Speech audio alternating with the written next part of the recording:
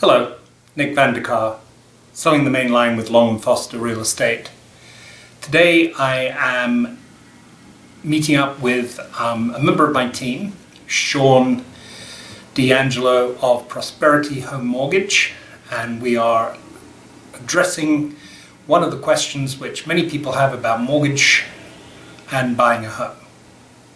What help is there for a first-time home buyer, and how is that actually defined today?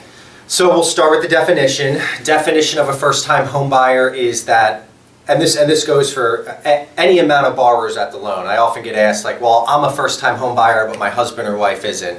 Anybody who's going to be on the mortgage, if they haven't been on a mortgage, note, or a deed in the last 3 years, that's considered a first-time home buyer. So it can actually reset the first-time home buyer status.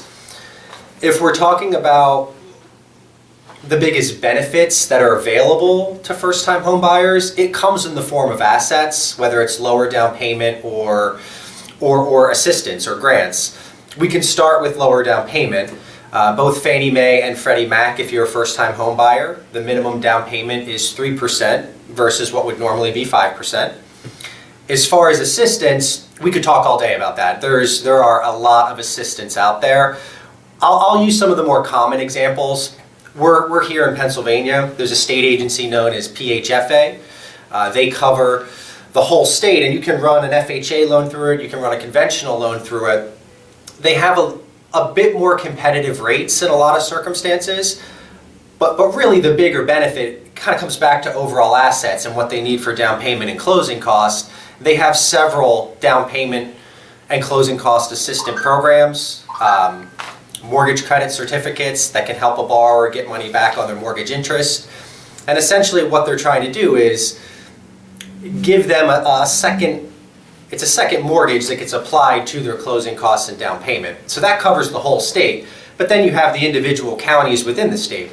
Almost every county in the state of Pennsylvania has their own version of a down payment and closing cost assistance program.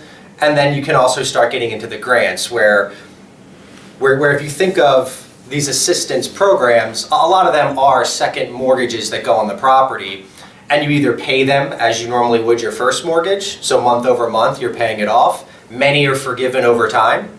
So we'll go back to that PHFA as an example. They have an assistance program known as KFIT that is forgiven at 10% over 10 years. That's just one example. Some of the county programs, you'll have to pay that second mortgage off over time, month over month. Those are assistance second mortgages, might be a better way to put it.